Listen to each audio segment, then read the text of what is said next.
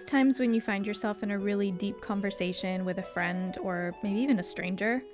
Maybe you've had a few glasses of wine and you start talking about life, the universe, and everything in between. I worked at the local pub for 4 years, and in a culture where discussing religion is generally off limits, I can't tell you how often I'd overhear men at 1 a.m. chatting with their mates or with the stranger next to them after a few pints about whether there really is a God and what's the whole point of existence. But in the same way that bad situations always seem worse at night, these kinds of conversations, I find, often seem silly, and I'm using air quotes here, but you can't see me, when you wake up the next morning and a healthy dose of, again, air quotes, real life greets you. Your alarm goes off and you get ready for work, and those big questions about whether there's more to life than this just kind of pales in comparison to the pressing needs of the here and now. You've got to get the kids to school, you've got to get ready for work, you've got to do that admin task that you've been putting off. This healthy dose of real life is exactly what Screwtape arms Wormwood with when he advises him to distract the patient, i.e., his particular human, from seeking out any form of objective truth about the big questions, like why are we all here? Welcome to Magic Like This, a C.S. Lewis book club podcast. I'm your host, Christina Wallace, and today we're going to be diving into the first letter. Even though Lewis wrote this book decades ago, it touches on some very relevant attitudes that modern day thinkers have towards faith. There's so much in this letter, and I'm going to have a look at a few quotes which I've highlighted, and we're going to just kind of try and break those down a bit. Now, just a reminder from last week's episode, I compared Screwtape Letters almost to like a negative swatch of film. So we have to read everything for its opposite in order to get the true meaning. And I bring this up because you're going to hear Screwtape refer to God for the first time. And remember, in his eyes, God is the enemy. So here's what he says. And this is quotes that I've highlighted throughout. This isn't one continuous stream of Lewis's writing in this letter. I'm pulling out highlights here. It sounds as if you supposed that argument was the way to keep him out of the enemy's clutches. But he doesn't think of doctrines as primarily true or false, but as academic or practical, outworn or contemporary, conventional or ruthless. Jargon, not argument, is your best ally in keeping him from the church. Don't waste time trying to make him think that materialism is true. Make him think it is strong or stark or courageous. That is the philosophy of the future. You don't realize how enslaved humans are to the pressure of the ordinary. They find it all but impossible to believe in the unfamiliar while the familiar is before their eyes.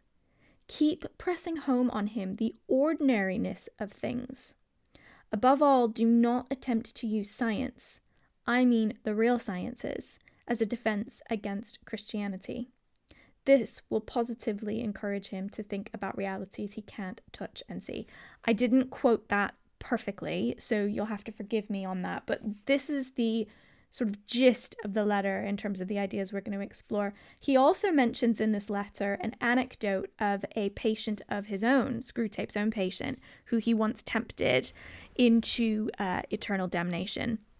And the anecdote is essentially talking about an atheist who was sitting in the library and he started to really contemplate big ideas about life, the universe, and everything. And he was naturally, through his own thought processes, starting to come to the idea that maybe God does exist. And so what Screwtape did was press on him the ordinariness of things by suggesting that it's about lunchtime and you're hungry and it's time to go get a sandwich.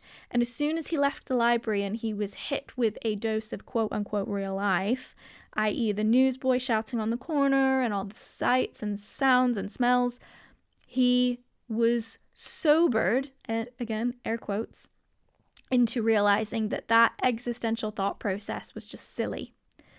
So, quite a harrowing first letter to start with, but there's so much in here and it's fabulous. So I'm going to try to dig into as much as I can in the next 30 minutes or so. So this idea, Screwtape says, of argument and jargon in real life, he's coaching Wormwood to distract his patient from a genuine search for truth by using jargon that places a different kind of value system on ideas.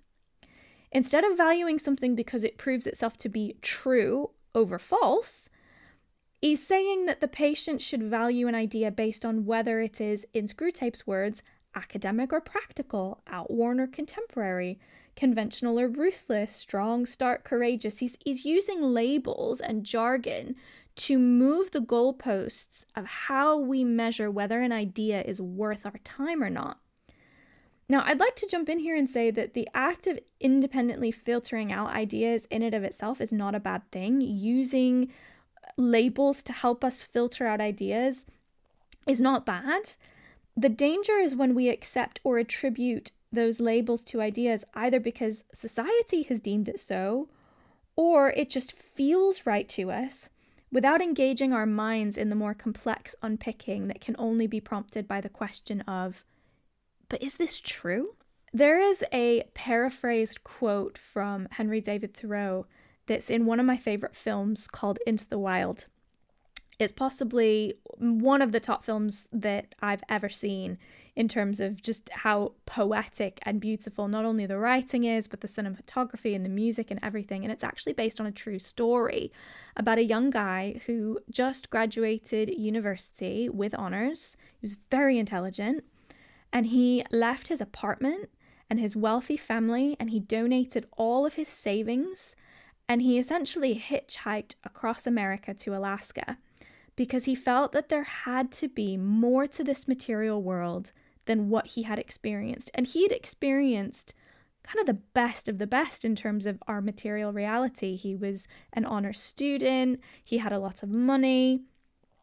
But en route, he stopped with some strangers, and as they sat around a campfire on the beach, he said, rather than love, than money, than faith, than fame, than fairness, give me truth. And he said he was paraphrasing Henry David Thoreau. And that paraphrase from that film, I loved it so much that I wrote it on my notebooks in high school, because I thought, what a bold request of this life, to want to walk through this life with our eyes wide open and have, above anything else, a clear sense of truth. So Screwtape warns Wormwood against allowing the patient to engage his mind in genuine, thought-provoking argument, because he knows that any mind which genuinely seeks to understand the true depths and meaning of life will, in their logic and reason, indeed find the creator of it all in their search. He even goes so far as to warn Wormwood against letting the patient study science. Contrary to modern belief, many of us Christians do not fear science. In fact, I personally embrace it. I once had a friend at the pub tell me that he could never embrace faith because he considered himself a man of science.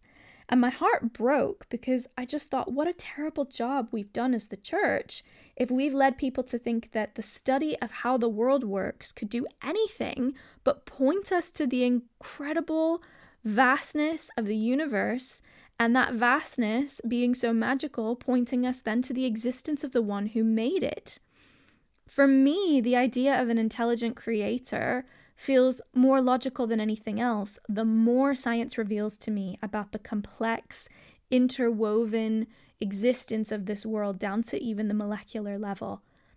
A perfect, loving God is right at home in the beautiful picture of creation that science paints for us. Science points us to the truth of how big this universe is, and suddenly a big loving creator seems more plausible. And it's here that I find that the connection Lewis makes between science and truth so fascinating. Screwtape is encouraging Wormwood against allowing his patient to seek out what is true. And so that excludes philosophical questions as well as scientific study. To Lewis, truth is not mutually exclusive to science, but is also extended to philosophical thought and questions like, is this true? What he's saying here is that discovery of material truths through science should actually point us towards the bigger questions of spiritual truths, not away from them. And Screwtape knows this. This is why Screwtape is basically saying to Wormwood, don't let the man think for himself. Because I believe that as creations of a God who loves us and who dignifies us, our curiosity and our intelligence will naturally lead us to discovering the one who made us. I think we were hardwired that way. And Screwtape's fear implies that there are truths to be found in those big questions like, what is the meaning of the universe? Those questions aren't silly just because you have them at 1 a.m. after a few pints. I'm going to be bold here and say that I wholeheartedly agree with everything Lewis is saying. I don't believe that truth is relative to our opinions or what feels right or what culture tells us is right. That's not to say our thoughts on things don't matter. I think it's really quite the opposite. I think that God esteems our thoughts and our curiosity so highly. But Screwtape's greatest fear in this letter is that if we truly engage our curiosity, our thinking will eventually guide us to discover the truth that we're longing for. God hardwired us to seek the beauty of truth, but he also dignified us with the freedom to choose whether or not we want to embark on the search. Screwtape knows this, and so he wants to rob us of the dignity of truly engaging our minds by keeping our thought life numbed to the distractions of the here and now. This is where he brings up that example of the atheist whose philosophical search for God was cut short by a rumbling tummy and a need for lunch. And once he stepped back onto the street, he sobered up to the ridiculousness of such a quest for truth. I was most struck by one particular line. Keep pressing home on the patient the ordinariness of things. In essence, Lewis's warning to us in this letter is this. Do not numb yourself with the distractions of everyday life to the point of allowing your brilliance and curiosity and creativity to fall asleep. Christ died for you so that for all eternity you would be awake to the beauty of your own existence and his love for you. Now, if you're thinking, but if I can't discover the beauty in my everyday life, like I have to live, right? I have a job to do and bills to pay. What do? I can't just sit around in a library all day having deep philosophical thoughts. That's not what I'm saying. I'm not saying that we can't discover God in the material reality. Quite the opposite. And Lewis even addresses that by basically saying, don't let him study the sciences, because the sciences are deeply rooted in our material reality. And they, again, point us back to God. And in a later letter, Lewis talks about how we can connect with the divine and awaken our senses in the direct, here and now, doing something as simple as going for a walk. I can't wait to get to that episode.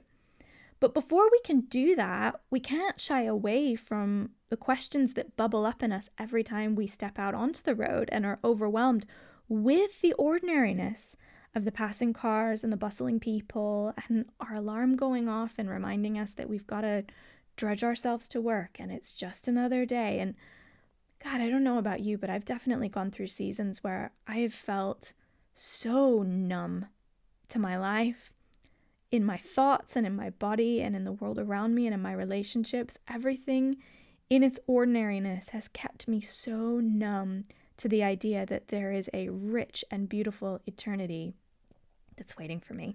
So that question of, is there more to life than this? That question that only seems appropriate to ask in the wee hours of the morning or, alone with maybe one intimate friend. That question that feels so vulnerable, that feels so much like it's exposing hopes and dreams that we dare not let the world know, because if there is more to life than this, it almost seems too good to be true. It almost seems like we're putting too much hope in that potential truth that if our hopes are dashed, we might not be able to survive it. But the question stands. Is there more to life than this? That's what Screwtape doesn't want the patient to ask. Because the answer is yes. There is so much more. There's magic to this life beyond our wildest dreams. And I know this because I've experienced it in ways that I hope at some point I'll get to share with you. But this particular letter really starts us off as we mean to go on.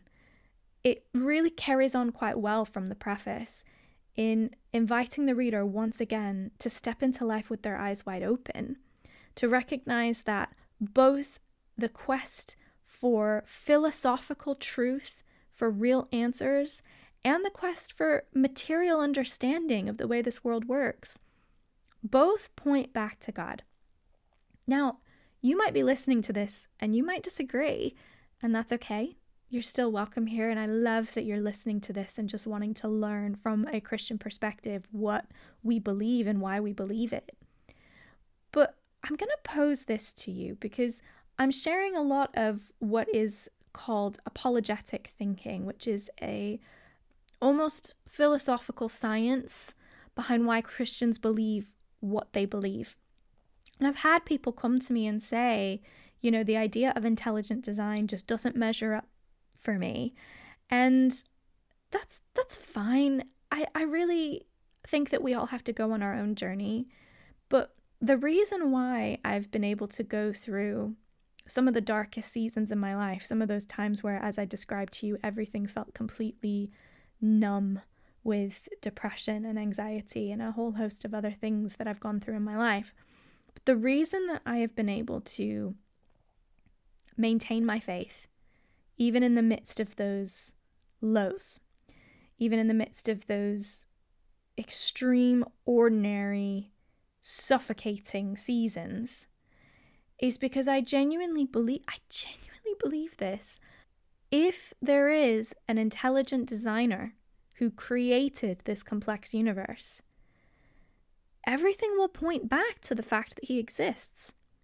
If he made something, it will bear his signature.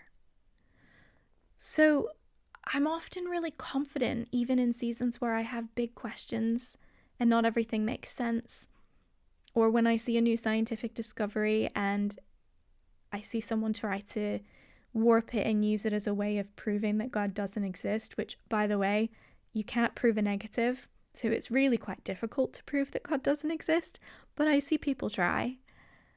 And it never threatens or intimidates me. And if you are a Christian who's intimidated by science, I would encourage you to dig into where your fear lies.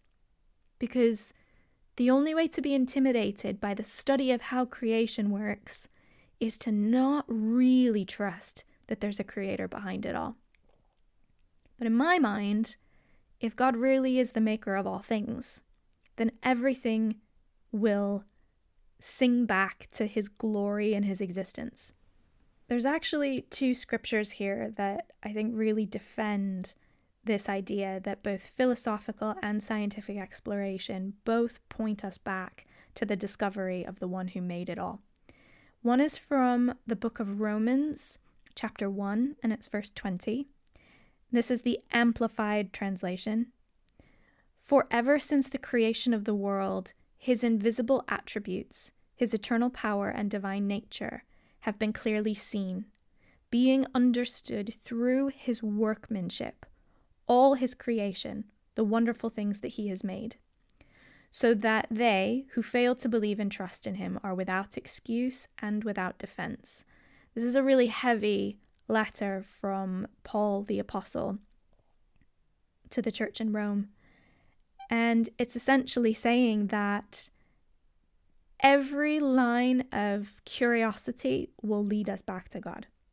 If we dignify ourselves with the opportunity to fully indulge our curiosity, engage our intelligence, engage our creativity, engage our gifts of research and learning, I believe that a good and loving God looks down on his people and encourages them to use every gift they've been given They're gifts to love and to learn and to explore and to ask questions.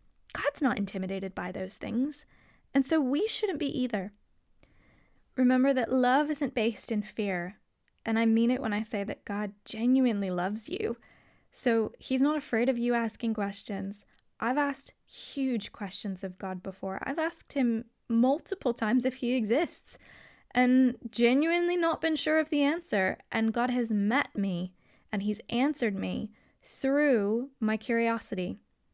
So don't be afraid to ask questions. Don't be afraid to ask questions as you read along. Don't be afraid to ask questions within the book club if you want to join us. And I'll remind you, if these are questions that you are coming up with, maybe you are asking, what's the meaning of life? Gosh, I wish I had the full answer to that one. Or questions like, does God exist? I have a slightly better answer to that one. But any of these kind of questions about just probing at your own faith, really, I'd invite you to join our book club over on Substack, because we'll be having more candid discussions about these questions that come up after we read each letter. And I'm going to be doing exclusive content over there, extended interviews with guests, monthly group calls as the group gets bigger, and generally the book clubbiness. That's like the dumbest word I've ever come up with, but we're gonna just roll with it. It's really meant to be experienced in tandem with this podcast. This podcast is not in isolation. So if you are interested in joining that, it's £5 a month to join, or the cost of a cup of coffee. I know people say that all the time, but it's a really great metric. Cost of a cup of coffee a month, and you can join us over on Substack at magiclikethis.substack.com, and I would really love to have you, really love to chat with you. But I'm going to finish now with a psalm, as I would like to at the end of each episode, and this one feels appropriate for what we've touched on today. The heavens declare the glory of God. The skies proclaim the work of his hands. Day after day they pour forth speech. Night after night they reveal knowledge. They have no speech, they use no words, no sound is heard from them, yet their voice goes out into all the earth, their words to the ends of the world. In the heavens God has pitched a tent for the sun. It is like a bridegroom coming out of his chamber, like a champion rejoicing to run his course. It rises at one end of the heavens and makes its circuit to the other.